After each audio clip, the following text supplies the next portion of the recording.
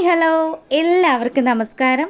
വിക്രത്തിൻ്റെയും വേദയുടെയും നാളത്തെ പ്രമോ വിശേഷത്തിലേക്ക് എല്ലാവർക്കും സ്വാഗതം കേട്ടോ.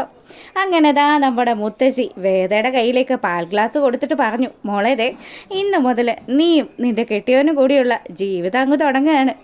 എന്തായാലും മറ്റു കാര്യങ്ങളൊന്നും ആലോചിക്കരുത്. നിങ്ങൾ എങ്ങനെയാണോ ഒരുമിച്ചതെന്നൊന്നും മുത്തശ്ശി ഇനി ചോദിക്കുന്നേ ഇല്ല. മുത്തശ്ശിക്ക് പല കാര്യങ്ങളും അറിയാം. മോള് വേണം ഇനിയുള്ള കാലം വിക്രത്തെ നേർവഴിയിൽ കൊണ്ടുവരാൻ.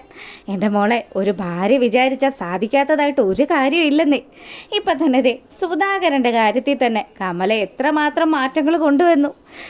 അത് ശരി തന്നെ അമ്മ പറഞ്ഞത്. ഇതിനു മുന്നേ ഇതിലും ഒരു മുരടനായിരുന്നു അമ്മയുടെ മോനെന്ന് പറഞ്ഞ് കമലയാണെങ്കിലോ നമ്മുടെ മുത്തശ്ശിയോട് കളി പറയുക. ഇനിയിപ്പോൾ എന്തായാലും നന്ദിനി നീയും ശ്രീജയും കൂടി വേണം മോളെ റൂമിലേക്ക് ആക്കാനായിട്ട്. ഇതൊക്കെ കേൾക്കുന്ന സമയത്ത് നമ്മുടെ നന്ദിനിക്ക് തീരെ ഇഷ്ടപ്പെടുന്നില്ല. നന്ദിനിയാണെങ്കിലോ ഇനിയിപ്പോൾ അതിൻ്റെ ഒരു കുറവ് കൂടിയേ ഉള്ളൂ. എങ്ങനെയെങ്കിലും ഇവൾ അവിടെ നിന്നൊന്ന് അടിച്ചിറക്കിയിട്ട് അവിടെ സമാധാനമായിട്ടൊന്ന് ജീവിക്കാമെന്ന് വിചാരിച്ചാൽ അപ്പോൾ മുത്തശ്ശിയുടെ ഓരോ ചടങ്ങുകൾ എന്തിനാ ഈ തള്ളയ്ക്ക് ഈ പ്രായത്തിൽ ഇത്ര ഇളക്കുമെന്നൊക്കെ നമ്മുടെ നന്ദിനി ഇങ്ങനെ ആലോചിക്കുക. അങ്ങനെ ശ്രീജയും നന്ദിനിയും കൂടി മുത്തശ്ശിയുടെ നിർദ്ദേശപ്രകാരം വേദയുമായിട്ട് അവരുടെ റൂമിലേക്ക് ആ ഒരു കോണിപ്പടിയൊക്കെ കയറി വരികയാണ്. അപ്പോൾ ശരിക്കും നമ്മുടെ വേദയ്ക്ക് നല്ല നാണമൊക്കെ ഉണ്ട് കേട്ടോ.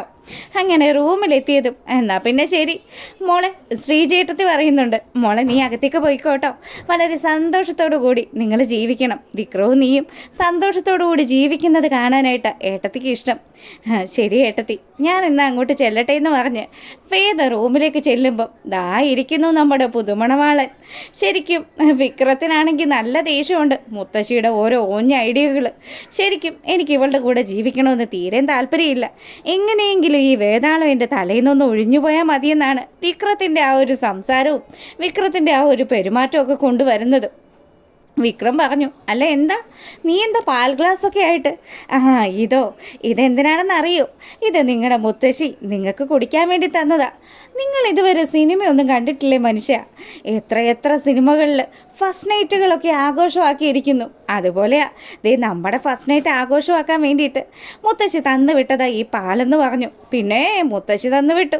മുത്തശ്ശി തന്നതൊന്നും ഞാൻ സ്വീകരിക്കില്ല എന്ന് പറഞ്ഞ് വിക്രം കടുംപിടുത്തം പിടിച്ച് നിൽക്കുക. വേദയാണെങ്കിലോ മനുഷ്യ ഞാനൊരു കാര്യം പറയാം. എന്തായാലും നമ്മുടെ വിവാഹം നടന്നു.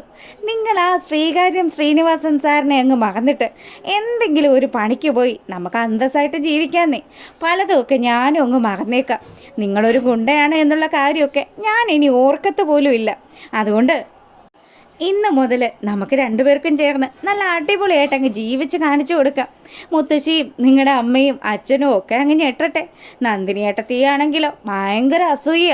നന്ദിനി ഏട്ടത്തിക്ക് നമ്മൾ തമ്മിൽ ഒതുക്കുന്നത് തീരെ അങ്ങ് പിടിക്കുന്നില്ല എന്ന് തോന്നുന്നു. എന്തായാലും നിങ്ങൾ ഈ പാലങ്ങ് കുടിക്കാൻ പറഞ്ഞ് നമ്മുടെ വേദ വിക്രത്തിൻ്റെ കയ്യിലേക്ക് പാല് കൊടുക്കാൻ പോയതും ഇത് ഞാൻ നിൻ്റെ തലവഴി ഒഴിക്കും. എനിക്കിങ്ങ് വേണ്ടടി ഈ പാല്. കൊണ്ടുപോയി നിൻ്റെ പട്ടിക്ക് കൊടുക്കാൻ പറയുക.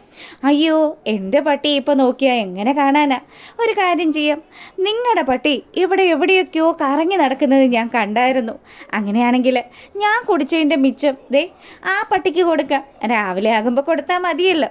അങ്ങനെ വിക്രമാണെങ്കിൽ കലി പൂണ്ട് നിൽക്കുക. ഈ വേതാളത്തിന് എങ്ങനെയാണാവോ ഒന്ന് ഒഴിവാക്കുന്നത്? അങ്ങനെ ഇവർ സംസാരിച്ചുകൊണ്ടിരിക്കുമ്പം നമ്മളെ കാണിക്കുന്നത് നമ്മുടെ കമലയെയും അതുപോലെ മാഷിനെയുമാണ്. അമ്മയുടെ ഓരോരോ ആചാരങ്ങൾ എന്ത് ചെയ്യാനാ കമലെ? ഞാൻ ആഗ്രഹിച്ചതുപോലെയൊന്നുമല്ല അമ്മ കാര്യങ്ങൾ കൊണ്ട് എത്തിക്കുന്നത്. അമ്മയോട് ഞാൻ സത്യങ്ങളൊക്കെ തുറന്നു പറഞ്ഞിട്ടും അമ്മ എന്തുകൊണ്ടാണ് അതൊന്നും അംഗീകരിക്കാത്തത്? എൻ്റെ മാഷേ, നിങ്ങൾ ഇത്രയും നാളായിട്ടും നിങ്ങളുടെ അമ്മയെ മനസ്സിലാക്കിയില്ലേ? നിങ്ങളുടെ അമ്മയ്ക്ക് വേദയെ ഒരുപാട് ഇഷ്ടമായി. അമ്മയ്ക്ക് മാത്രമല്ല കേട്ടോ, എനിക്കും വേദയെ ഒരുപാട് ഇഷ്ടമായി. വിക്രത്തെ മാറ്റിയെടുക്കാനായിട്ട് വേദയ്ക്ക് മാത്രമേ സാധിക്കുകയുള്ളൂ. അല്ലെങ്കിൽ നിങ്ങൾ കണ്ടോ, വിക്രം മറ്റു മക്കളെക്കാട്ടിലും നന്നായിട്ട് നല്ല അന്തസ്സായിട്ട് ജീവിക്കും. എൻ്റെ കമലെ, അങ്ങനെയുള്ള ഒരു പ്രതീക്ഷയും വിക്രത്തെക്കുറിച്ച് എനിക്കില്ല. നീ ഇനി ആവശ്യമില്ലാത്ത കാര്യങ്ങളൊന്നും ആലോചിച്ച് കൂട്ടണ്ടെന്ന് മാഷ് പറയുക. ഇന്ന് എന്തായാലും വിക്രവും വേദയും കൂടിയുള്ള സ്റ്റണ്ടൊക്കെ തീരാനാ സാധ്യത.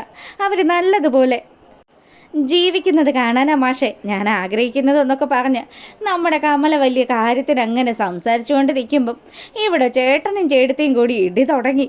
ഇനിയിപ്പോൾ എന്ത് ചെയ്യാനാ? വിക്രം നോക്കിയിട്ട് ഒരു രക്ഷയില്ല. അവസാനം വേദ കുടിച്ച പാൽ ഗ്ലാസ് വാങ്ങിച്ചിട്ട് ബാലൻസ് അവൻ കുടിച്ചിട്ട് അവനാണെങ്കിലോ ഇനി എങ്ങനെയെങ്കിലും ഒരു കാര്യം ചെയ്, നീ ആ കട്ടിലെ കിടക്ക്, ഞാൻ തറയെ കിടക്കാം. അല്ലെങ്കിൽ വേണ്ട, ഇതെൻ്റെ തറവാടാണല്ലോ, ഞാൻ മേളിൽ കിടക്കാം, നീ താഴെ കിടക്ക്. അതൊന്നും നടക്കില്ല മോനെ. നിൻ്റെ മുത്തശ്ശി ഇങ്ങനെ നമ്മളെ റൂമിലേക്ക് വിട്ടിട്ടുണ്ടെങ്കിൽ നമ്മൾ രണ്ടുപേരും കൂടി ഇനി പുതിയൊരു ജീവിതം തുടങ്ങാൻ പോവാന്ന്. അപ്പോൾ ഇവർ ഈ സംസാരമൊക്കെ നടത്തുമ്പോൾ നമ്മുടെ നന്ദിനിയാണെങ്കിൽ കുത്തിയിരുന്ന് ആലോചിക്കുക, ദൈവമേ, ഇനി അവരെങ്ങാനും ഭാര്യ ഭർത്താക്കന്മാരെ പോലെ എങ്ങാനും ജീവിക്കുമോ? എന്നാൽ പിന്നെ തീർന്നു. അല്ലേ തന്നെ ആ മുത്തശ്ശി ആ വേദി എടുത്ത് തലയിൽ വെച്ചിരിക്കുക. ഇനി അങ്ങനെ കൂടെ സംഭവിച്ചു കഴിഞ്ഞാൽ പിന്നെ അവർക്ക് വലിയ മൈൻഡൊന്നും തൻ്റെ കാര്യത്തിൽ ഉണ്ടാവില്ല. ഇനിയിപ്പോൾ എന്ത് ചെയ്യും?